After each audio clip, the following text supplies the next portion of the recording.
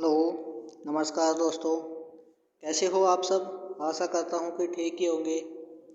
आज हम इस वीडियो में बात करेंगे आपसे कि डीसी जनरेटर से संबंधित आपके एग्ज़ाम में किस तरह के क्वेश्चन पूछे जाते हैं।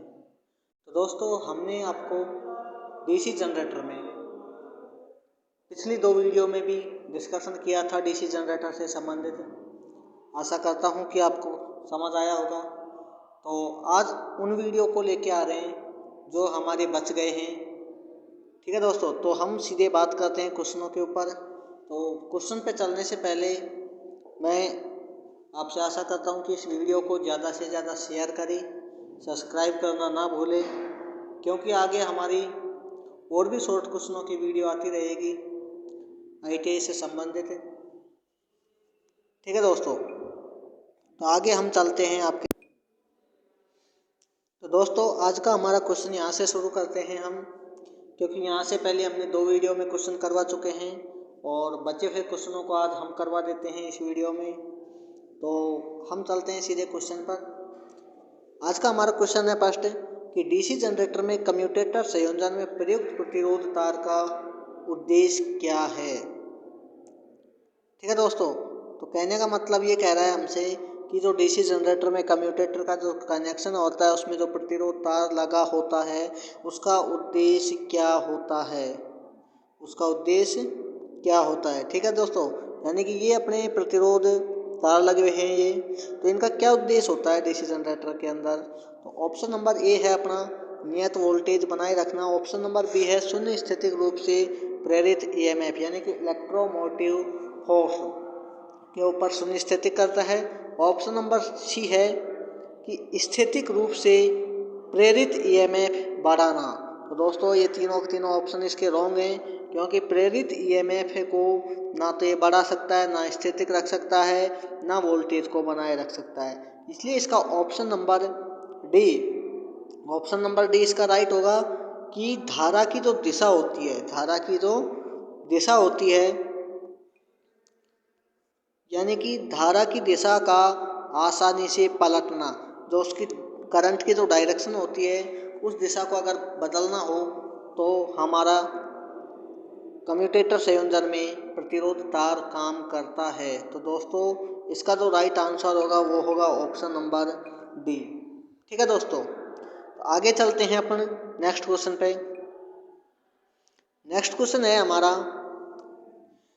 कि डीसी जनरेटर में ठोस पोल शू का उपयोग क्यों किया जाता है। यानी कि दोस्तों, जो अपना डीसी जनरेटर उसमें ठोस पोल शू का जो उपयोग किया जाता है वो क्यों किया जाता है। तो ऑप्शन नंबर ए है कि तांबे के नुकसान को कम करने के लिए। तो दोस्तों, तांबे के नुकसान को अगर कम करना है तो यहाँ पे पोल शू का उपयोग करने से इसका उपयोग नुकसान ना तो कम हो सकता है कॉपर का, ना ही ज़्यादा हो सकता है। इसलिए ऑप्शन नंबर ए अपना रॉन्ग हो जाएगा। ऑप्शन नंबर बी है कि अवशिष्ट चुंबकत्व को बढ़ाने के लिए, यानी कि अगर उसका मैग्नेट को इंक्रीज बढ़ाना है तो मैंने अभी कहा था कि ना तो ये तांबा का नुकसान को कम कर सकती है, ना ही ये बढ़ा सकता है। इसलिए ऑप्शन नंबर ए और बी इसका रॉन्ग आंसर होगा। सी ऑप्शन क्या कह रहा है कि अवशिष्ट चुंबकत्व को कम करने के लिए। बात हो जाएगी कि या तो चुंबकत्व को कम कर रहा है या बढ़ा रहा है या फिर उसको नुकसान को रोक रहा है। तीनों के तीनों सेम है, इसलिए ये तीनों के तीनों आंसर इसके क्या गलत हो गए। तो इसका आंसर अपने पास एक ही बचा है कि चुंबकीय पथ के रिलेक्टेंस को कम करने के लिए, यानी कि जो इसका पथ होता है, रास्ता होता है, उसमें जो मैग्नेट का जो पथ होता है उसमें रिलेक्टेंस को कम करने के लिए। किसको दोस्तों? रिलेक्टेंस को। तो रिलेक्टेंस को कम करने के लिए डीसी जनरेटर के अंदर किसका उपयोग किया जाता है? ठोस पोल शू का उपयोग किया जाता है। ठीक है दोस्तों, तो यहाँ अपन आंसर देख सकते हैं, व्यू आंसर में ऑप्शन नंबर डी आपका राइट आंसर होगा। ठीक है दोस्तों, आशा करते हैं कि आपको समझ आ रहा होगा। तो दोस्तों, इस चैनल को हमारे को ज़्यादा से ज़्यादा सब्सक्राइब करो, शेयर करो, लाइक करो। अगले क्वेश्चन पे चलते हैं अपन। नेक्स्ट क्वेश्चन है अपना कि बड़ी क्षमता के डीसी जनरेटर योग बनाने के लिए किस धातु का उपयोग किया जाता है। ठीक है दोस्तों, यानी कि एक अपना बड़ी क्षमता का डीसी जनरेटर बना रहे हैं। क्या बना रहे हैं? DC generator. तो आपको पता है डीसी जनरेटर बनाने के लिए योग उसके किसका उपयोग करते हैं? योग बनाने के लिए किस धातु का योग, यानी कि हो गया उसका बाहर की बॉडी, यानी कि डीसी जनरेटर का बाहर का आवरण योग फ्रेम सहित अगर उसको हमें बनाना है तो किस धातु का उपयोग किया जाता है। ऑप्शन नंबर ए डलवा लोहा। तो दोस्तों इसने पूछा है कास्ट आयरन, यानी कि जनरेटर बनाने के लिए स्पेशल कास्ट लोहा का आयरन का उपयोग बिल्कुल नहीं किया जाता, क्योंकि उसमें मिक्स में होता है।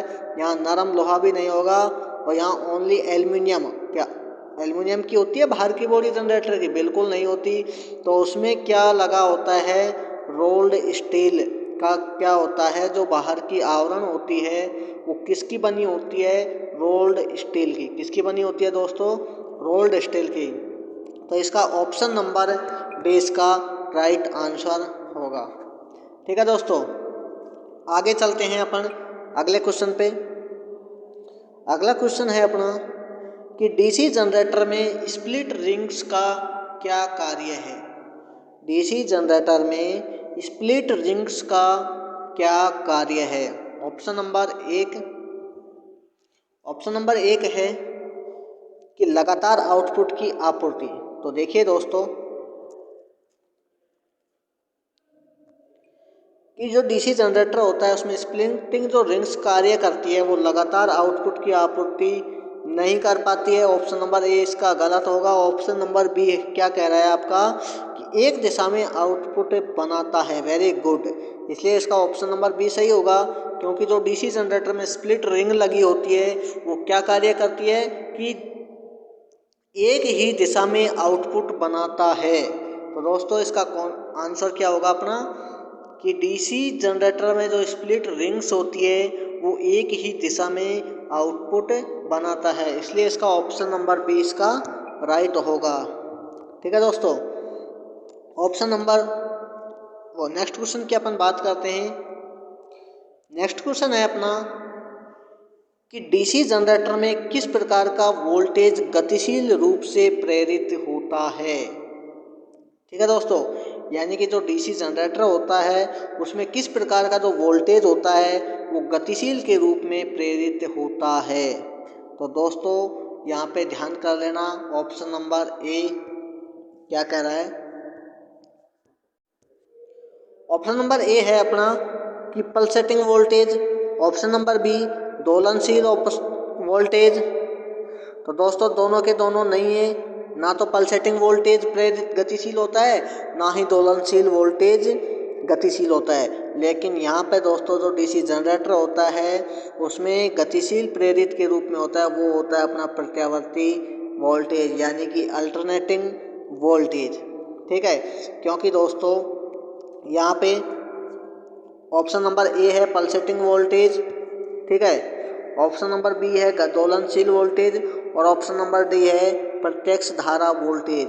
ये तीनों के तीनों वोल्टेजों से अपना डीसी जो जनरेटर होता है उसमें गतिशील के रूप में प्रेरित नहीं होता है।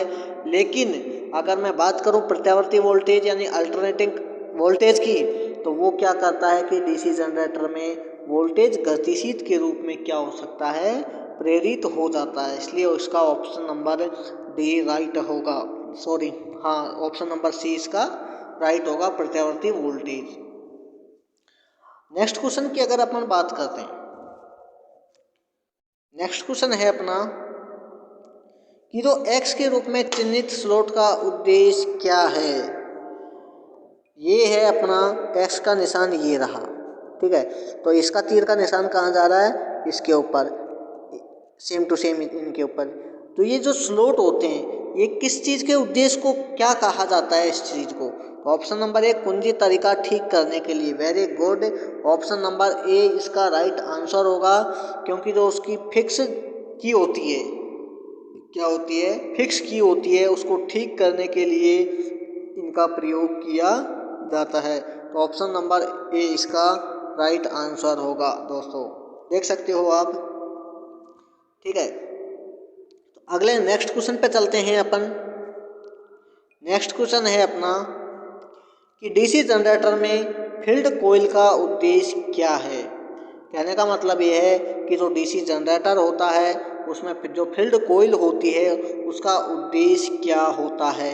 Option number A, air gap में फ्लक्स को बढ़ाने के लिए, यानी कि एयर गैप में फ्लक्स को बढ़ाने के लिए। ऑप्शन नंबर 2, मैग्नेटाइजिंग करंट को कम करने के लिए। ऑप्शन सी, कुंडली फ्लक्स का निर्माण करने के लिए ध्रुवों को चुंबकित करना। और ऑप्शन नंबर डी, चुंबकीय पथ के रिलक्टेंस को बढ़ाने के लिए। तो दोस्तों यहाँ ध्यान देना कि जो डीसी जनरेटर होता है उसमें जो फील्ड कॉइल होती है वो यहाँ पे काम करती है। क्या काम करती है दोस्तों? वो यहाँ काम करती है कि जो कुंडली फ्लक्स का निर्माण करने के लिए जो ध्रुव लगे होते हैं तो उन ध्रुवों को मैग्नेट करने का, यानी चुंबकित करने का जो कार्य करती है वो करती है अपनी फील्ड कॉइल। तो इस यहाँ पे अपना राइट आंसर होगा ऑप्शन नंबर सी। ठीक है दोस्तों, नेक्स्ट क्वेश्चन पे चलते हैं। नेक्स्ट क्वेश्चन है अपना कि बड़े डीसी जनरेटर मशीनों के पोल कोर बनाने के लिए किस धातु का उपयोग किया जाता है। यानी जो बड़े डीसी जनरेटर होते हैं उसके अंदर जो मशीनों के पोल की जो कोर बनाने के लिए कौन सी धातु का प्रयोग किया जाता है। ऑप्शन नंबर ए, नरम लोहा यानी soft iron. Option number B, डलवा लोहा। ऑप्शन नंबर सी, डलवा इस्पात। और option number D, stainless steel. तो दोस्तों यहाँ जान कर लेना कि जो जनरेटर होते हैं, जनरेटरों के अंदर जो पोल कोर बनाने के लिए धातु का प्रयोग किया जाता है वो किया जाता है कास्ट स्टील का, यानी कि डलवा इस्पात का प्रयोग किया जाता है। इसलिए यहाँ ऑप्शन नंबर सी अपना राइट आंसर होगा। ठीक है दोस्तों, option number D. Option number D क्या कहता है, वो सॉरी ऑप्शन डी नहीं, यानी कि नेक्स्ट क्वेश्चन। नेक्स्ट क्वेश्चन क्या कह रहा है अपना कि क्यों पोल कोर स्टार्पिंग डीसी जनरेटर में पटलित करते हैं। यानी कि जो अपने स्टेपिंग डीसी जनरेटर में जो पटलित करते हैं कौन, पोल कोर, तो वो क्यों करते हैं। तो दोस्तों ध्यान कर लेना, डीसी जनरेटर के अंदर पटलित करते हैं पोल कोर वो करते हैं ओनली फॉर भंवर धारा की जो हानि होती है उसको कम करने के लिए। किसको कम करने के लिए दोस्तों? थ्योरेटिकल में आपने पढ़ा होगा कि भंवर धारा हानि को कम करने के लिए डीसी जनरेटर में पोल कोर का उपयोग किया जाता है। किसका उपयोग किया जाता है दोस्तों? पोल कोर का उपयोग किया जाता है। तो यहाँ अपना राइट आंसर होगा view answer option number D. ठीक है दोस्तों, नेक्स्ट क्वेश्चन पे चलते हैं अपन। तो दोस्तों अगले क्वेश्चन पे चलने से पहले मैं आपको बता देता हूँ कि अगर ये वीडियो पसंद आई है तो इसे ज़्यादा से ज़्यादा शेयर करो, सब्सक्राइब करो। और अगर और कुछ वीडियो चाहिए कोई टॉपिक पर तो हमें कमेंट बॉक्स में ज़रूर बताएं कि कौन से टॉपिक के शॉर्ट क्वेश्चनों की आपको वीडियो चाहिए, हम आपके लिए बना के तैयार रखेंगे। ठीक है दोस्तों, तो आगे चलते हैं नेक्स्ट क्वेश्चन पे। नेक्स्ट क्वेश्चन है अपना कि इलेक्ट्रोप्लेटिंग प्रक्रिया के लिए, किसके लिए? इलेक्ट्रोप्लेटिंग प्रक्रिया के लिए किस प्रकार के डीसी जनरेटर का उपयोग किया जाता है। यानी कि जो इलेक्ट्रोप्लेटिंग प्रक्रिया के लिए किस प्रकार के डीसी जनरेटर का उपयोग किया जाता है। तो यहाँ देखो option number 1 shunt generator, option number B श्रेणी जनरेटर, ऑप्शन नंबर सी विभेदित यौगिक जनरेटर, ऑप्शन नंबर डी संचयी यानी कम्युलेटिव कंपाउंड जनरेटर। तो दोस्तों यहाँ ध्यान रख लेना, जो अपना शंट जनरेटर थ्योरेटिकल में पढ़ा होगा तुमने कि जो अपना शंट जनरेटर होता है, क्या होता है? Shunt generator. तो शंट जनरेटर के लिए, किसके लिए? शंट जनरेटर के लिए इलेक्ट्रोप्लेटिंग प्रक्रिया के लिए, इलेक्ट्रोप्लेटिंग प्रक्रिया काम में ली जाती है। वो ली जाती है शंट जनरेटर के अंदर। तो ऑप्शन नंबर डी इसका ऑप्शन नंबर ए इसका राइट आंसर होगा। ठीक है दोस्तों, नेक्स्ट क्वेश्चन पे चलते हैं अपन। नेक्स्ट क्वेश्चन है अपना कि डीसी जनरेटर में कंपनसेटिंग वाइंडिंग का उद्देश्य क्या है। कि जो डीसी जनरेटर होता है उसमें जो कंपनसेटिंग वाइंडिंग होती है तो उसका उद्देश्य क्या है। Option number A, option number A क्या कह रहा है कि कठोर कम्यूटेशन कम करना।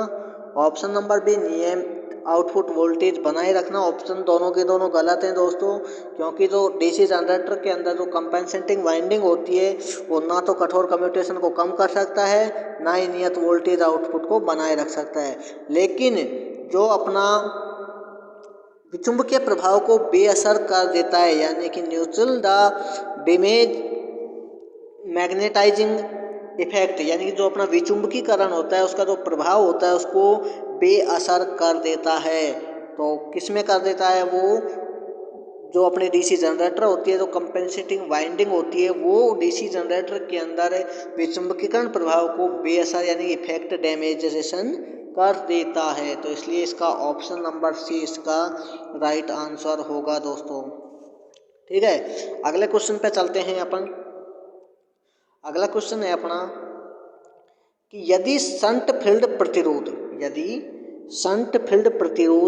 क्रांतिक प्रतिरोध मान से ऊपर है तो, यानी कि यदि शंट फील्ड प्रतिरोध क्रांतिक प्रतिरोध मान से ऊपर है तो क्या प्रभाव पड़ेगा?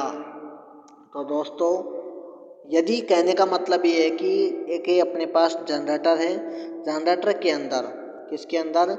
जनरेटर के अंदर जो अपना शंट फील्ड प्रतिरोध और के अंदर क्रांतिक प्रतिरोध, यानी शंट फील्ड का प्रतिरोध क्रांतिक प्रतिरोध के मान से ऊपर है तो जनरेटर के अंदर क्या प्रभाव पड़ेगा? तो दोस्तों ध्यान रखना कि यदि किसी भी स्थिति में फील्ड प्रतिरोध का मान क्रांतिक प्रतिरोध के मान से ऊपर है तो हमारा जो जनरेटर है वो वोल्टेज बनाने में असफल रहेगा। क्या रहेगा दोस्तों? असफल रहेगा। इसलिए इसका ऑप्शन नंबर सी इसका राइट आंसर होगा। ठीक है दोस्तों, आगे चलते हैं अपन नेक्स्ट क्वेश्चन पे। नेक्स्ट क्वेश्चन है अपना कि डीसी जनरेटर में आर्मेचर प्रतिक्रिया का प्रभाव क्या है? कि जो अपना डीसी जनरेटर होता है उसमें जो आर्मेचर प्रतिक्रिया होती है उसका प्रभाव क्या है, ये देखना है। ऑप्शन नंबर ए क्या कहता है अपना? ऑप्शन नंबर ए कहता है कि आउटपुट वोल्टेज को बढ़ाता है, यानी कि जो डीसी जनरेटर होता है उसमें जो आर्मेचर क्या प्रतिक्रिया प्रभाव पड़ता है? आउटपुट वोल्टेज को बढ़ाता, रॉन्ग बात। लेकिन आउटपुट वोल्टेज को कम करता है, वेरी गुड। यानी कि जो डीसी जनरेटर के अंदर आर्मेचर का जो प्रतिक्रिया होती है वो हमेशा आउटपुट वोल्टेज को क्या कम हो जाता है। ठीक है दोस्तों, इसलिए इसका ऑप्शन नंबर बी इसका राइट आंसर होगा। नेक्स्ट क्वेश्चन पे चलते हैं अपन। नेक्स्ट क्वेश्चन है दोस्तों अपना कि सिंप्लेक्स वेव वाउंड आर्मेचर के साथ एक 4 पोल डीसी जनरेटर में 1020 कंडक्टर हैं। कितने कंडक्टर हैं दोस्तों? 1020 कंडक्टर हैं। ठीक है, और 1500 आरपीएम की गति से संचालित है। कितने की गति से संचालित है दोस्तों? 1500 आरपीएम की गति से संचालित है। तो फलक्स या पोल में 0.007 वेबर उत्पादित ईएमएफ की गणना करता है। तो दोस्तों यहाँ पे अपन एक ईएमएफ की गणना करने के लिए सूत्र लगाएंगे और वो सूत्र में अपन काम में लेते हैं। तो दोस्तों इस सवाल को करने के लिए अपन यहाँ पे ईएमएफ का सूत्र लगाएंगे। ईएमएफ का सूत्र लगाने के बाद में जो अपना यहाँ पे राइट आंसर आएगा वो आएगा अपना 357 वोल्टेज के आधार पे। यहाँ पे अपना 1020 कंडक्टर के अंदर 1500 आरपीएम की गति पे अगर कोई 4 पोल डीसी जनरेटर काम कर रहा है तो उसमें 0.007 वेबर उत्पादित होता है। तो यहाँ पे जो अपना उत्पादित ईएमएफ की जो गणना आएगी वो आएगी 357 वोल्टेज। ठीक है दोस्तों, तो ये सवाल अपना सूत्र से हो जाएगा, सूत्र लगा लेना इसमें ईएमएफ का। अगला क्वेश्चन पे चलते हैं अपन। नेक्स्ट क्वेश्चन है अपना कि बड़े डीसी जनरेटर में आर्मेचर प्रतिक्रिया के प्रभाव को, कि जो बड़ा डीसी जनरेटर होता है उसमें आर्मेचर प्रतिक्रिया का जो प्रभाव होता है उसको कैसे बेअसर किया जा सकता है? Option number A compensating winding का उपयोग करना। तो दोस्तों मैं आपको पहले भी बता चुका हूँ कि जो कंपनसेटिंग वाइंडिंग का जो उपयोग करते हैं वो हम डीसी जनरेटर के अंदर आर्मेचर की जो प्रतिक्रिया का प्रभाव को बेअसर करने के लिए करते हैं। तो दोस्तों यहाँ अपना ऑप्शन नंबर ए इसका राइट आंसर होगा। व्यू आंसर में आप देख सकते हो ऑप्शन नंबर ए यानी कंपनसेटिंग वाइंडिंग का उपयोग करने के लिए बड़े डीसी जनरेटर में आर्मेचर प्रतिक्रिया के प्रभाव को बेअसर किया जा सकता है। ठीक है दोस्तों, नेक्स्ट क्वेश्चन पे चलते हैं अपन। नेक्स्ट क्वेश्चन है अपना कि डीसी जनरेटर में क्या प्रभाव होता है अगर इसे लंबे समय तक बंद रखा जाए। ठीक है दोस्तों, यानी कि एक डीसी जनरेटर होता है, अगर मैं उसको एक लंबे समय तक इसको बंद रखूं यानी कि इसको चलाऊंगा नहीं तो उसके ऊपर क्या प्रभाव पड़ेगा। तो यहाँ देखते हैं अपन ऑप्शन नंबर। तो दोस्तों यहाँ अपन देखते हैं ऑप्शन नंबर ए क्या कह रहा है कि फील्ड जो कोयल होती है उसका प्रतिरोध को बढ़ जाना, यानी कि अगर हम डीसी जनरेटर को अगर लंबे समय तक बंद रखेंगे तो क्या उसकी जो फील्ड कोयल है उसकी प्रतिरोध बढ़ जाएगी। ऐसा कुछ नहीं है दोस्तों, इसलिए ऑप्शन नंबर ए इसका रॉन्ग आंसर होगा। क्योंकि अगर कोई भी जनरेटर होता है उसे हम काफ़ी समय तक बंद रखेंगे तो उसके प्रतिरोध के यानी कोई भी वाइंडिंग हो, चाहे फील्ड वाइंडिंग हो चाहे आर्मेचर वाइंडिंग हो, ना तो वो उनका प्रतिरोध बढ़ सकता है बंद करने से और ना ही उनका प्रतिरोध घट सकता है। ऑप्शन नंबर ए इसका गलत होगा। ऑप्शन नंबर बी देखते हैं अपन। ऑप्शन नंबर बी क्या कह रहा है कि आर्मेचर प्रतिरोध बढ़ता है। कौन सा प्रतिरोध बढ़ता है? ए में बात की थी फील्ड वाइंड कोयल की, यहाँ बात कर रहा है आर्मेचर वाइंडिंग के प्रतिरोध की। तो दोस्तों मैं मना कर चुका हूँ पहले कि ना तो फील्ड वाइंड कोयल का प्रतिरोध बढ़ेगा ना ही आर्मेचर कोयल का प्रतिरोध बढ़ेगा। ऑप्शन नंबर सी है कि आर्मेचर प्रतिक्रिया बढ़ना, कि जो आर्मेचर की जो रिएक्शन होता है वो इंक्रीज हो जाएगी क्या। ऐसा कुछ नहीं है, तो ऑप्शन नंबर सी भी इसका गलत है। तो दोस्तों जब तीनों ऑप्शन गलत हैं तो ऑप्शन नंबर डी इसका राइट होगा, यानी कि अपने अवशिष्ट चुंबकत्व को खो देता है, यानी कि जो वो मैग्नेटिक उत्पन्न करता है, चुंबकीय उत्पन्न कर देता है। अगर हमारा डीसी जनरेटर लंबी समय तक बंद पड़ा है तो वो जनरेटर अवशिष्ट चुंबकत्व को खो देगा, इसलिए इसका ऑप्शन नंबर डी इसका राइट आंसर होगा। ठीक है दोस्तों, तो नेक्स्ट क्वेश्चन पे चलते हैं अपन। नेक्स्ट क्वेश्चन है हमारा, नेक्स्ट क्वेश्चन ये है कि एक 4 पोल डायनेमो के प्रेरित ईएमएफ की गणना करें। ठीक है, यानी कि 1000 आरपीएम लैप वाउंड और कंडक्टरों की कुल संख्या 600 है। फ्लक्स अपॉन पोल 0.064 WB है। तो दोस्तों यहाँ पे भी अपना फ्लक्स का सूत्र लग जाएगा और सूत्र लगने के बाद में मैं तुम्हारे जो न्यूमेरिकल है न्यूमेरिकल के अंदर एक अलग से वीडियो इंक्रीज करूँगा, उसमें तुम्हारे सूत्रों सहित यहाँ सॉल्यूशन करूँगा। तो यहाँ फ्लक्स का सूत्र रखो, इनमें 4 पोल में 1000 आरपीएम पे रखो और कंडक्टरों की कुल संख्या यहाँ 600 दी गई है। कंडक्टर की कुल संख्या के मान 600 रखो यहाँ पे, और यहाँ से जो तुम्हारा आंसर आएगा सूत्र में से निकल के वो आएगा तुम्हारा 640 वोल्टेज। कितना आएगा दोस्तों? 640 वोल्टेज तुम्हारा यहाँ से आंसर आने वाला है। ठीक है दोस्तों, नेक्स्ट क्वेश्चन पे बात करते हैं अपन। सॉरी, पिछले वाले का तो आंसर नहीं देखा था आपने, आंसर देख सकते हो कि 640 वोल्टेज इसका राइट आंसर हो रहा है। तो नेक्स्ट क्वेश्चन पे चलते हैं दोस्तों। नेक्स्ट क्वेश्चन है अपना, यदि मुख्य क्षेत्र का प्रवाह है डीसी जनरेटर में, यदि मुख्य क्षेत्र का प्रवाह है डीसी जनरेटर में विकृत हो जाए तो प्रेरित ईएमएफ पर क्या प्रभाव पड़ेगा। यानी कि ये कह रहा है कि यदि उसका जो मेन क्षेत्र है उसका प्रवाह यदि डीसी जनरेटर में विकृत हो जाए यानी फैल जाए तो जो प्रेरित ईएमएफ है उसके ऊपर क्या प्रभाव पड़ेगा।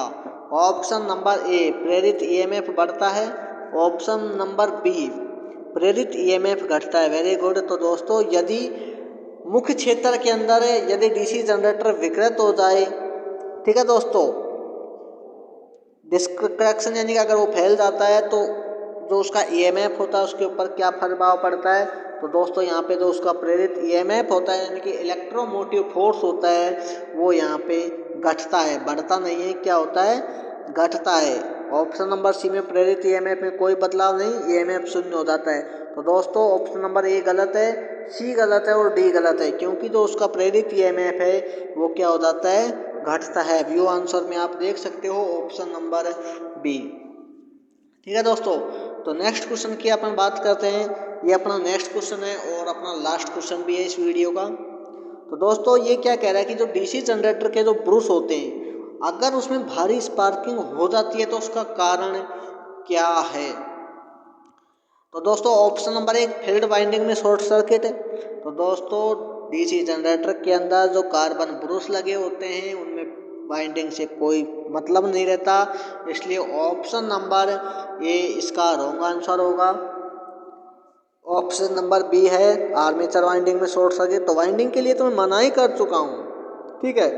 और ऑप्शन नंबर सी है MNA और GNA स्थिति बदल गई। वेरी गुड दोस्तों, यहाँ अगर MNA एंड GNA की अगर पोजीशन बदल जाती है आपस में, क्या बदल जाती है, पोजीशन बदल जाती है, तो हमारा जो डीसी जनरेटर होता है उनके जो कार्बन ब्रुश होते हैं उनमें भारी स्पार्किंग हो जाती है। तो इसका यही कारण है, ऑप्शन नंबर सी इसका राइट आंसर होगा। ठीक है दोस्तों, तो हमारे जो डीसी जनरेटर थे, तो डीसी जनरेटर के अंदर जितने भी हमको मेन क्वेश्चन लगे थे हमने उनकी वीडियो आपके सामने ला दी है। अगर और भी कोई क्वेश्चन हमें इम्पोर्टेंट लगेंगे तो उनकी भी हम वीडियो बना के लाएंगे आपके साथ। तो दोस्तों हमारी वीडियो आपको कैसी लगी हमें कमेंट बॉक्स में ज़रूर अवगत करवाएं, और हम इस तरह की वीडियो आपके सामने और भी लाते रहेंगे। इसलिए हमारे चैनल को आप ज़्यादा से ज़्यादा शेयर करें, लाइक करें, सब्सक्राइब करें। ठीक है दोस्तों, हमारा चैनल है हेमंत ITI क्लासेज के नाम से, इसे ज़्यादा से ज़्यादा सब्सक्राइब करें। आपका सपोर्ट ही हमें आगे तक ले जाएगा। ठीक है दोस्तों।